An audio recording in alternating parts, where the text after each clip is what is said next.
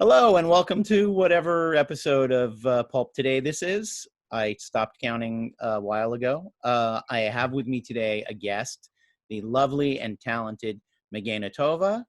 Welcome, Mageina. You may remember her from her film roles, from her television roles, Spider-Man particularly, and The Magicians, right? On Yeah. SyFy. Mm-hmm. How many seasons of The Magicians did you end up doing? All five. Yeah, Yeah. All that's five great. seasons. I think I'm still like 2 seasons back. Yeah, it's I haven't that's quite caught season up. 3 is a good season. Oh Season yeah. 2 is a good season, I think. That's a bunch of sign language with Marley Matlin. Oh, that's right. That's right. I remember hearing about that at the time. It was That's fun. amazing. Yeah. And also a writer and director and filmmaker. Short film Hux, which is available online. People Yes. can find Hux. Okay. Yes. Huxfilm.com, or you can go to my YouTube channel, Mageina Nice. Tovah. So the other night on the Twitters, Jamie Schlur, Life's a Feast at Life's a Feast. There it is. Asked, and I don't even remember what the question was now. It's so good. What's a book that made you want to read? That made you fall in love with reading. There you go. That made you fall in love with reading. And I answered Fahrenheit 451, which I said ironically because it's a book about people burning books. And Mageina replied immediately that she also loved that book. And what was the other one you tagged in there? Brave New World. Yeah. Yeah. Including having a pet named Hux. I had some bunnies, and one of the first ones was named Aldous. Nice. And then I later these two overlapped and they became very close. The other one was Huxley, a female. Have you ever read Ape and Essence, by the way? No. Oh my God. Read Ape and Essence. It's an Aldous Huxley book about Hollywood. Ooh, okay. It's real. I haven't read it in years, but it was one of those things I always saw hanging around. And I finally picked up a copy of it at my local used bookstore, Counterpoint on Franklin, who I'm sure I sent their kid to college with the number of books I've bought there over the years, and LPs and CDs and DVDs. And anyway, terrific book. I couldn't recommend it more. I was eventually going to get around to that on this podcast someday, but we both mentioned Fahrenheit 451. What was your very first encounter with it? How did you discover it? It was so I went to this high school that was like a magnet health sciences and engineering science school. We had like one all-inclusive art class for the whole 7th through 12th grade.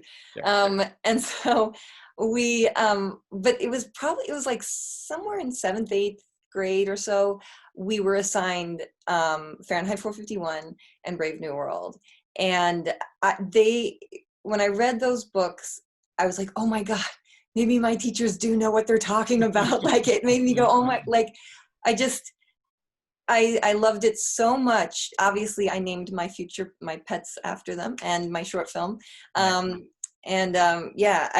where it came from, my science magnet school. I remember having boycotted reading some of the previous books that we were supposed to read. What were the previous books?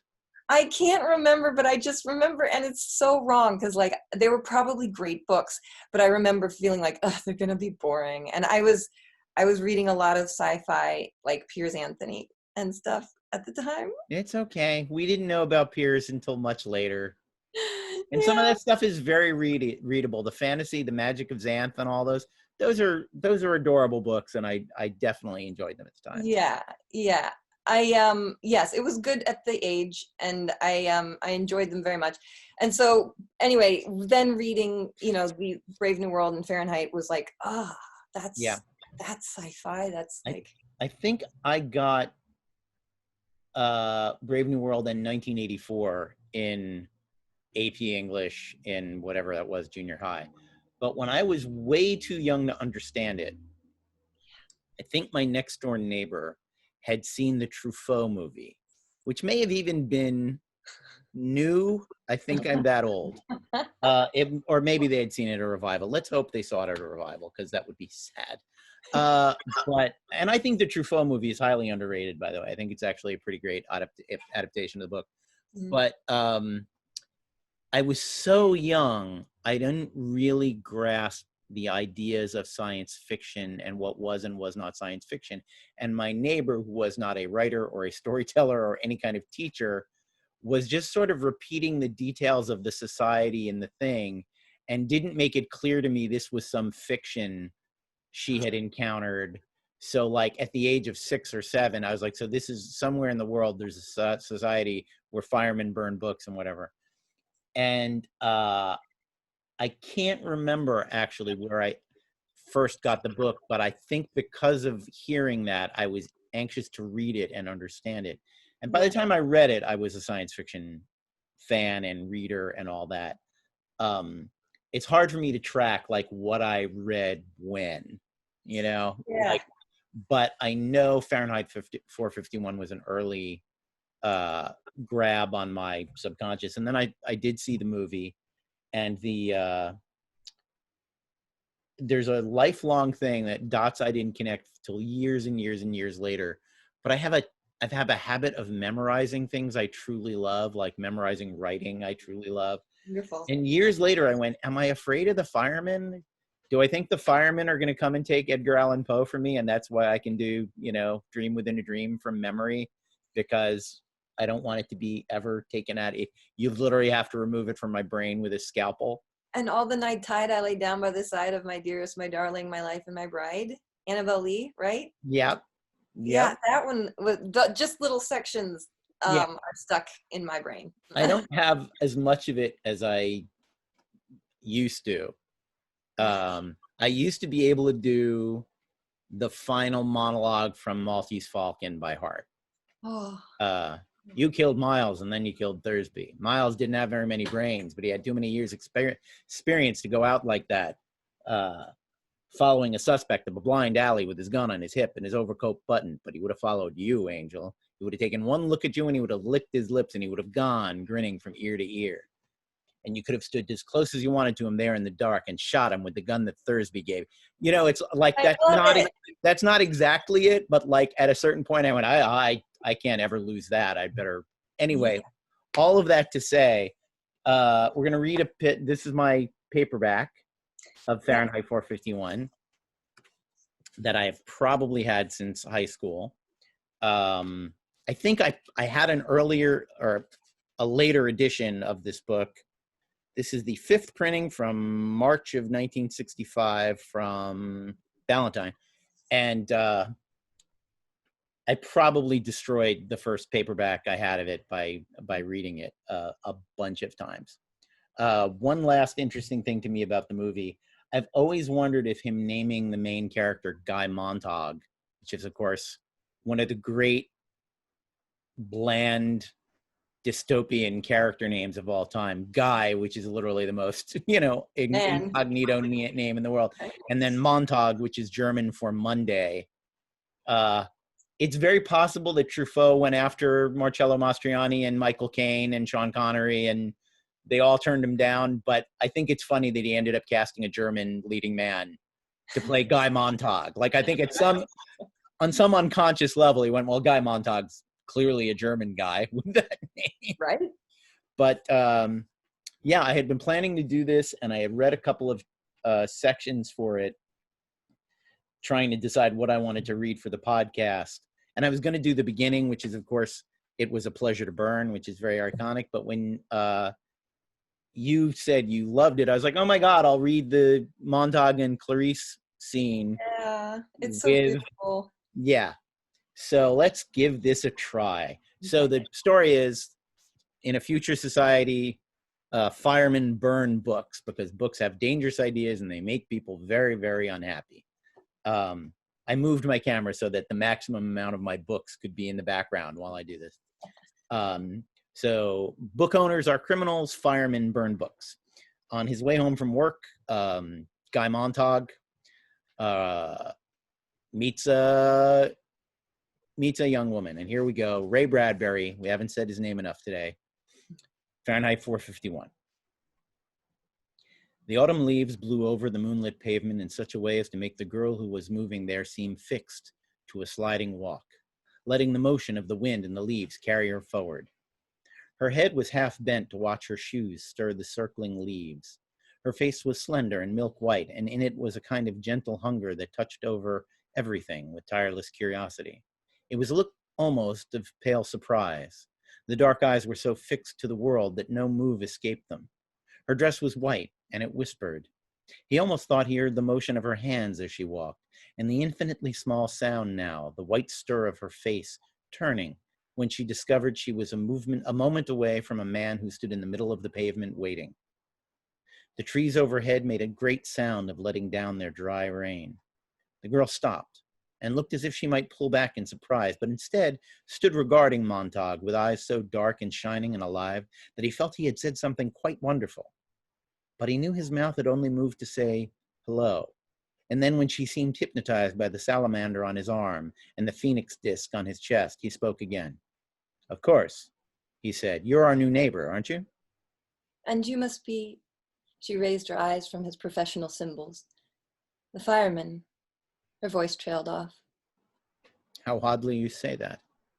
I'd have known it with my eyes shut, she said slowly. What, the smell of kerosene? My wife always complains, he laughed. You never wash it off completely. No, you don't, she said in awe. He felt she was walking in a circle about him, turning him end for end, shaking him quietly and emptying his pockets, without once moving herself. Kerosene, he said, because the silence had lengthened, is nothing but perfume to me. Does it seem like that, really? Of course, why not? She gave herself time to think of it. I don't know. She turned to face the sidewalk going toward their homes. Do you mind if I walk back with you? I'm Clarice McClellan. Clarice, Guy Montague. Come along. What are you doing out so late, wandering around? How old are you? They walked in the warm, cool, blowing night on the silvered pavement, and there was the faintest breath of fresh apricots and strawberries in the air. And he looked around and realized this was quite impossible so late in the year. There was only the girl walking with him now, her face bright as snow in the moonlight, and he knew she was working his questions around, seeking the best answers she could possibly give. Well, she said, I'm 17 and I'm crazy. My uncle says the two always go together. When people ask your age, he said, always say 17 and insane. Isn't this a nice time of night to walk? I like to smell things and look at things and sometimes stay up all night walking and watch the sunrise. They walked on again in silence, and finally she said thoughtfully, you know, I'm not afraid of you at all. He was surprised. Why should you be? So many people are. Afraid of firemen, I mean. But you're just a man, after all. He saw himself in her eyes, suspended in two shining drops of bright water, himself dark and tiny, in fine detail, the lines about his mouth, everything there, as if her eyes were two miraculous bits of violet amber that might capture and hold him intact. Her face, turned to him now, was fragile milk crystal with a soft and constant light in it. It was not the hysterical light of electricity, but what? But the strangely comfortable and rare and gently flattering light of a candle. One time, as a child in a power failure, his mother had found and lit a last candle, and there had been a brief hour of rediscovery, of such illumination that space lost its vast dimensions and drew comfortably around them, and they, mother and son, alone, transformed, hoping that the power might not come on again too soon. And then Clarice McClellan said, do you mind if I ask, how long have you worked at being a fireman? Since I was 20, 10 years ago. Do you ever read any of the books you burn? He laughed. That's against the law. Oh, of course. It's fine work. Monday, burn Millay, Wednesday, Whitman, Friday, Faulkner.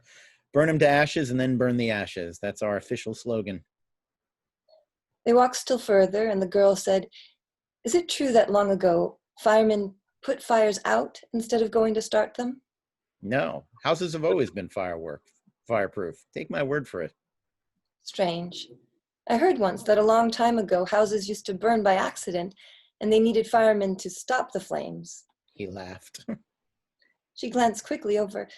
Why are you laughing? I don't know. He started to laugh again and stopped. Why?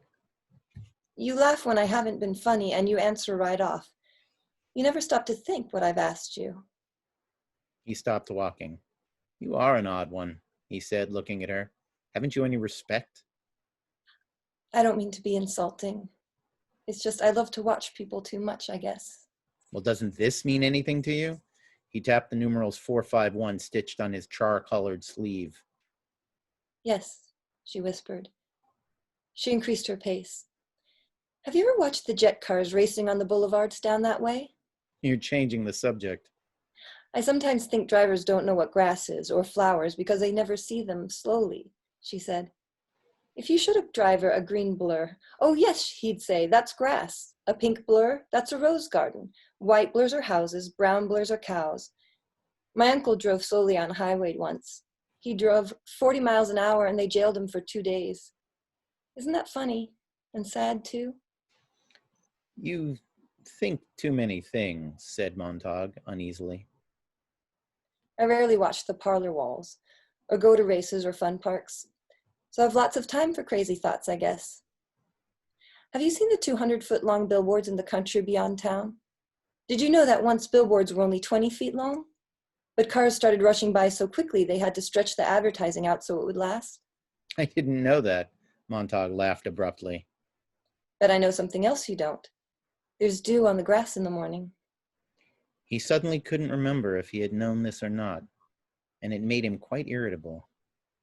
And if you look, she nodded at the sky, there's a man in the moon. He hadn't looked for a long time. They walked the rest of the way in silence, hers thoughtful, his a kind of clenching and uncomfortable silence in which he shot her accusing glances. When they reached her house, all its lights were blazing. What's going on? Montague had rarely seen that many house lights.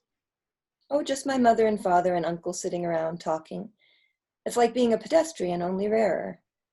My uncle was arrested another time, did I tell you? For being a pedestrian? Oh, we're most peculiar. But what do you talk about? She laughed at this. Good night. She started up her walk. Then she seemed to remember something and came back to look at him with wonder and curiosity. Are you happy? She said. Am I what? He cried. But she was gone, running in the moonlight, her front door shut gently. That was fantastic. Thank you so much. Oh, thank you. Oh, great God. scene. And Bradbury's such a, we talked about this, but Bradbury was a huge influence on me, this book aside. I'd say that, honestly, of everything he wrote, this probably isn't in my top 5 favorite things that he wrote. The Martian Chronicles. That's what I was going to say. That's my top. That was more of a life changer. There's just as someone who had enjoyed hard science fiction, I got such a kick out of the fact that he just talked about rockets and Mars, and he didn't know what temperature it is on Mars, and he didn't know what kind of rocket you used, and yet he was a better writer than any of the guys that knew how rockets worked or what Mars was really like or any of that. Yeah, because I feel like he approached everything like in a Norman Rockwell, like love of America way. Like he just loved everything he wrote about, I feel like, and you can feel it. It's it's so great. No, it's very human and very poetic. I mean, I hadn't read that passage in a long time when I picked it up the other day, and the poetry of it, the descriptions of her and the descriptions of what it's like to meet someone fascinating out of nowhere and how it can shake you to your foundations, is really quite something. And then, The Illustrated Man is another favorite of mine. R is for Rocket is another favorite of mine.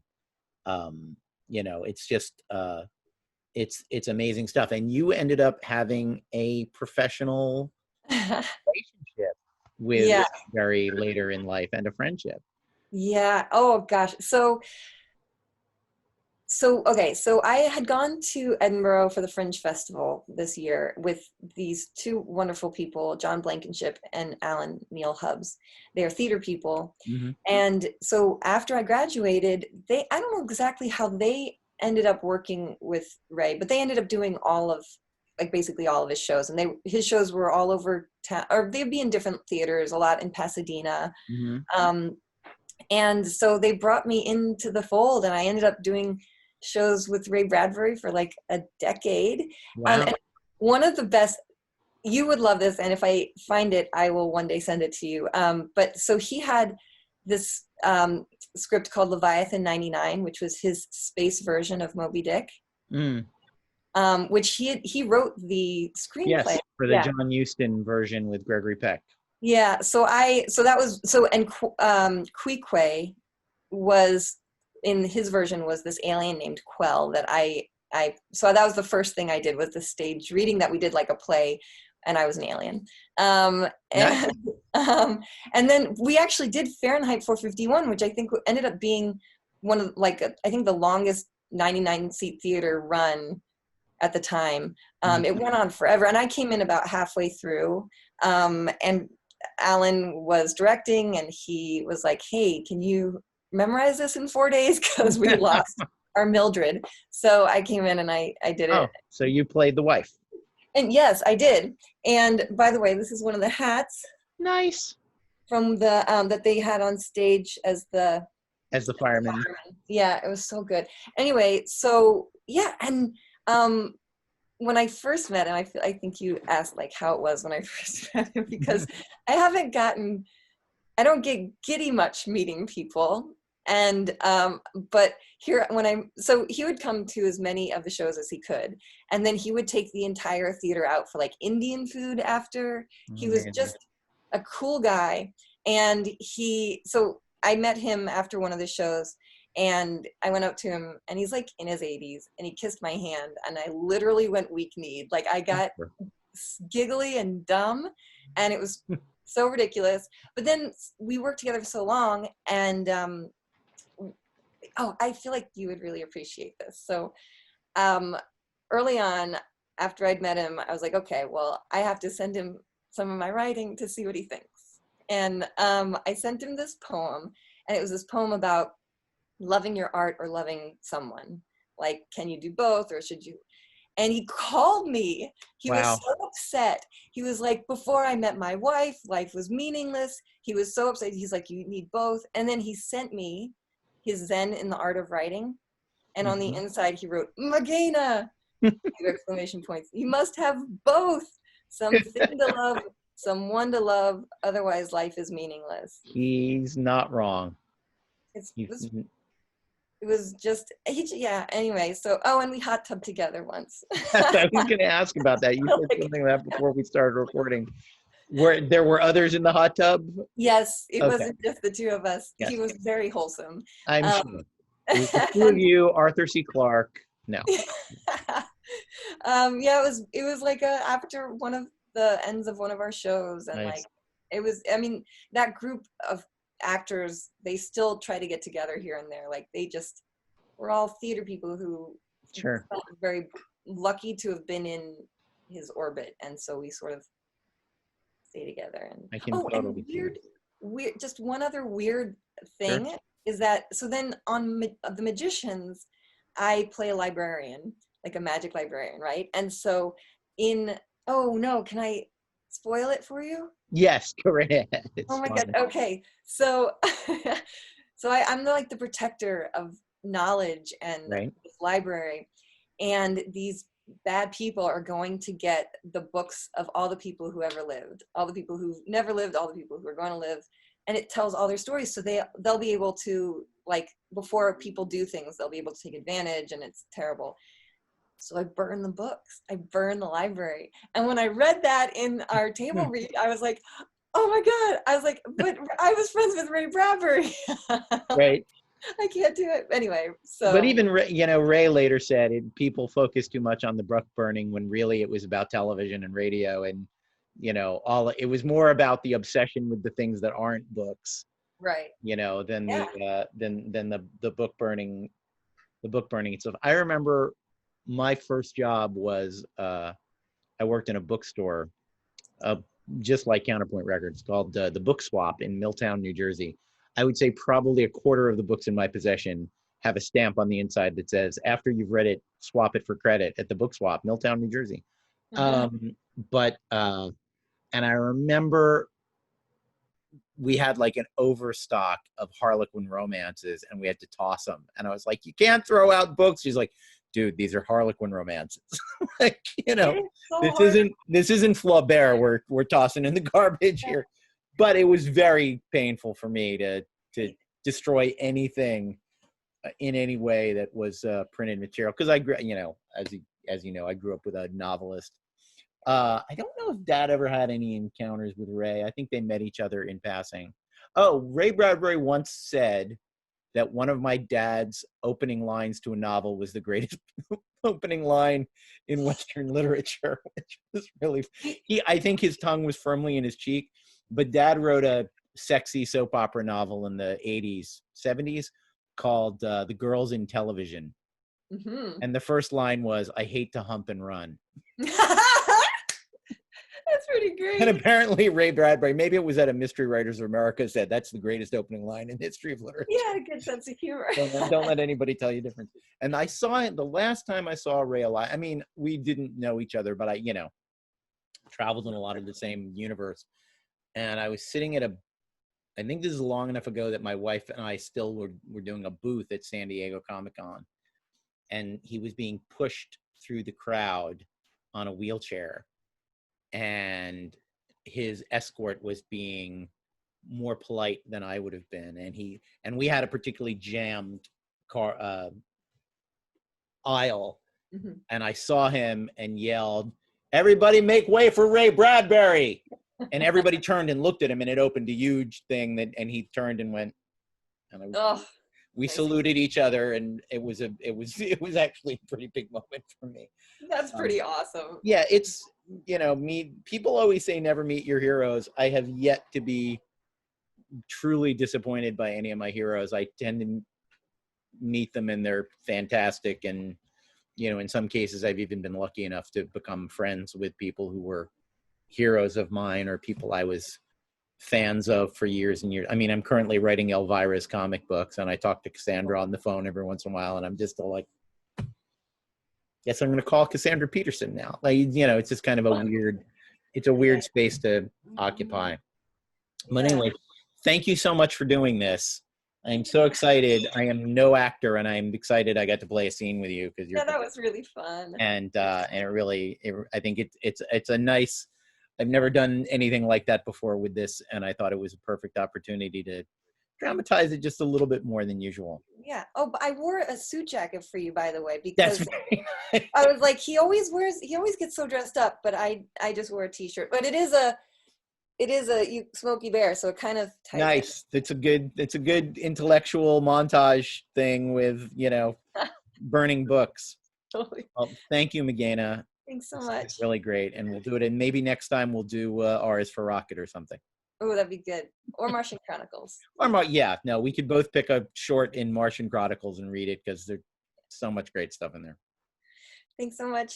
Thank you. Take care.